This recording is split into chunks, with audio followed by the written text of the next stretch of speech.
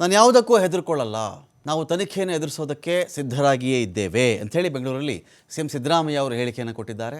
ಕಾನೂನು ಹೋರಾಟ ಮುಂದುವರಿಸ್ತೀವಿ ನಾವು. ಲೋಕಾಯುಕ್ತ ತನಿಖೆಗೆ ರೆಫರ್ ಮಾಡಿದ್ದಾರೆ ಜನಪ್ರತಿನಿಧಿಗಳ ನ್ಯಾಯಾಲಯದ ಕಡೆಯಿಂದ. ತನಿಖೆ ಮಾಡಿ ಅಂತ ಹೈಕೋರ್ಟ್ ಕೂಡ ನಿನ್ನೆ ಹೇಳಿದೆ. ನಾವು ತನಿಖೆ ಆಗಲಿ ಅಂತ ನಾವು ಕೂಡ ಹೇಳ್ತಾ ಇದ್ದೀವಿ. ಇಲ್ಲಿ ಈ ಹಿನ್ನೆಲೆಯಲ್ಲಿ ಹೈಕೋರ್ಟ್ ಹೇಳಿದ್ದನ್ನೇ ಇವರು ಕೂಡ ಹೇಳ್ತಾ ಇದ್ದಾರೆ. ವಕೀಲರೊಂದಿಗೆ ಸಂಪರ್ಕ ಮಾಡಿ ಇದ್ರ ಬಗ್ಗೆ ನಾವು ಚರ್ಚೆ ಮಾಡ್ತೀವಿ ಅಂತ ಹೇಳಿ ಸಿದ್ದರಾಮಯ್ಯ ಅವರು ಹೇಳಿದ್ದಾರೆ. ನ್ಯಾಯಾಲಯ ನಿನ್ನೆ ಹೈಕೋರ್ಟ್ನವರು ಕೊಟ್ಟಿರ್ತಕ್ಕಂಥ ಆದೇಶದ ಹಿನ್ನೆಲೆಯಲ್ಲಿ ಇವತ್ತು ಒಂದು ಆದೇಶ ಮಾಡಿದ್ದಾರೆ. ಆದೇಶದ ಪ್ರತಿ ನನಗೆ ಸಿಕ್ಕಿಲ್ಲ. ಪೂರ್ಣ ಆದೇಶವನ್ನು ಓದಿದ ಮೇಲೆ ನಾನು ಸಂಪೂರ್ಣ ರಿಯಾಕ್ಟ್ ಮಾಡ್ತೀನಿ. ಅದರ ಮೇಲೆ ನಿಮ್ಮ ಕುತೂಹಲ ಅರ್ಥ ಆಗುತ್ತೆ. ನಾನು ಸಾಯಂಕಾಲ ಆಗುತ್ತೆ ಅದು ಸಿಕ್ಬೇಕಾದ್ರೆ. ನಾನು ಈಗ ಕೇರಳ ಕೊಟ್ಟಿದ್ದೀನಿ. ಅದರಿಂದ 6 ಗಂಟೆ ಮೇಲೆ ಅದು ಸಿಕ್ಕದು. ಆ ಸಿಕ್ಕಿದ ಮೇಲೆ ಸಂಪೂರ್ಣ ರಿಯಾಕ್ಟ್ ಮಾಡ್ತೀನಿ.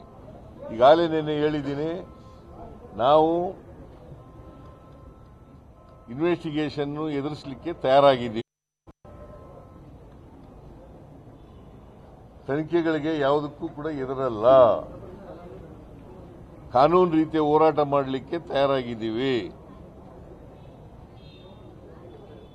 ನಿನ್ನೆ ಈ ಮಾತುಗಳನ್ನು ಕೂಡ ಹೇಳಿದ್ದೀನಿ. ಈಗಲೂ ಅದೇ ಮಾತುಗಳನ್ನು ಪುನರುಚ್ಚಾರ ಮಾಡ್ತಾ ಇದ್ದೀನಿ. ಈಗ ನನಗೆ ಗೊತ್ತಿರೋ ಮಟ್ಟಿಗೆ ರೆಫರ್ ಮಾಡಿದ್ದಾರೆ ಲೋಕಾಯುಕ್ತಕ್ಕೆ ರೆಫರ್ ಮಾಡಿದ್ದಾರೆ. ಮೈಸೂರು ಲೋಕಾಯುಕ್ತಕ್ಕೆ ರೆಫರ್ ಮಾಡಿದ್ದಾರೆ. ಬಿಕಾಸ್ ಅಲ್ಲಿ ಕಂಪ್ಲೇಂಟ್ ಕೊಟ್ಟಿದ್ರು